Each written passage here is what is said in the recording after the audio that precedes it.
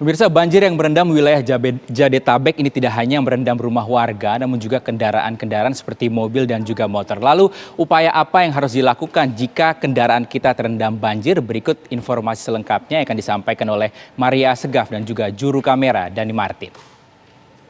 Banjir yang melanda wilayah Jadetabek ternyata tidak hanya merendam sejumlah rumah saja, tapi juga merendam kendaraan kita atau mobil bahkan motor.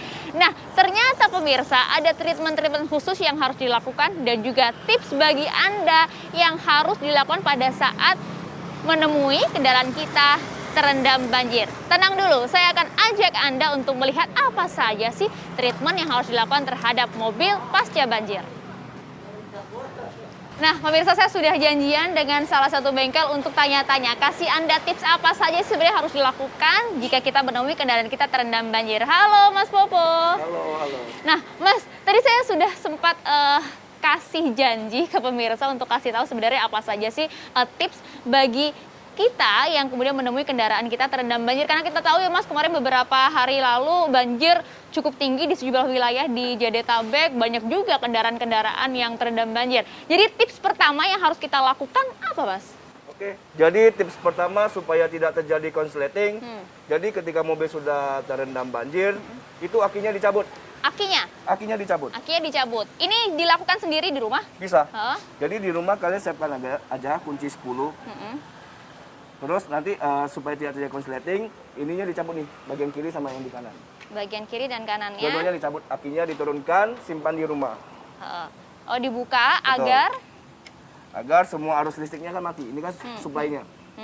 Jadi jangan kemudian semata-mata langsung di starter dinyalakan begitu. Betul. Ya Mas ya? Karena kan kondisi di dalam elektronik itu basah semua. Ketika kita mencoba starter akan terjadi konsleting.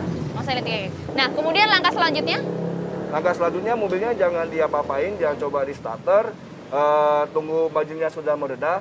Telepon bengkel untuk minta teknisi datang melihat kondisi mobilnya. Terus oli-olinya juga diganti semua kalau memang sudah terkena air. Terus ya kalau bisa diderek langsung ke bengkel. Direct langsung di bengkel. Nah, sebenarnya pastikan bengkel Mas Popo ini juga kemudian sudah sering menangani mobil-mobil dengan masalah terendam banjir ya Mas ya. Nah, biasanya kendalanya apa saja sih Mas? Masalah mesin utamanya apa? Masalahnya biasanya customer ketika mobilnya udah kerendam, tangannya gatal buat starter mobilnya. Nah, itu Mas. Ya, ketika sudah terjadi di starter, itu akan mengakibatkan salah satunya mesinnya terjadi water hammer. Jadi air udah masuk ke dalam mesin, jadi pistonnya ini mendorong air, akhirnya tidak kuat, terjadilah pistonnya bengkok, bisa mesinnya pecah, itu sih yang terjadi. Dan kerusakan-kerusakan lainnya biasanya? Oke, untuk kerusakan lainnya ya salah satunya bisa terjadi turun mesin. Turun mesin. Betul. Dan biayanya sangat mahal.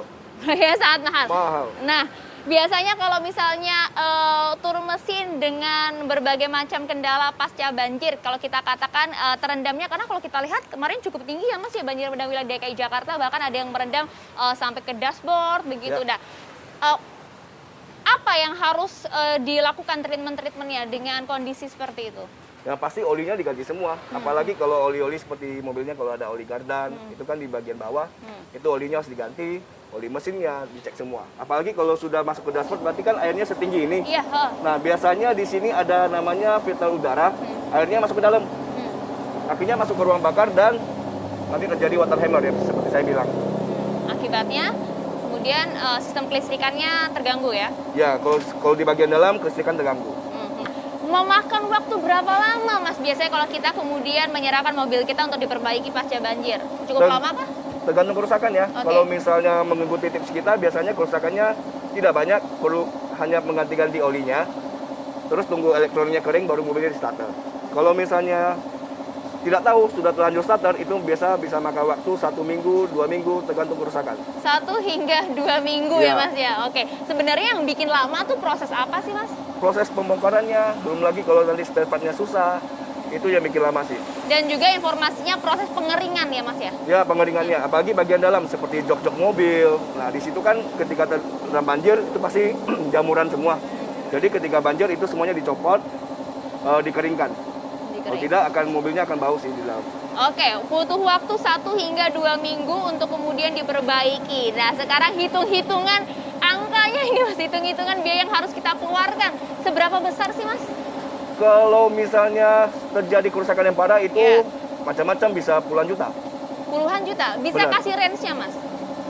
Kalau sekelas Avanza itu mungkin bisa sekitar 8 sampai belasan juta. Kalau sekitar mobil Eropa itu bisa 20 sampai 30. 20 sampai 30. Itu juga tergantung kerusakannya ya. Bisa Tergantung didetail. kerusakan. Terima kasih banyak Mas Popo atas informasinya.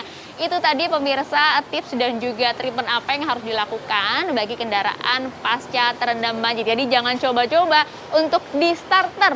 Jangan gatel tangannya itu di starter dan langsung kemudian hubungi bengkel-bengkel terdekat di rumah Anda. Dari Jakarta, Maria Segaf, Dani Martin, TV One mengabarkan.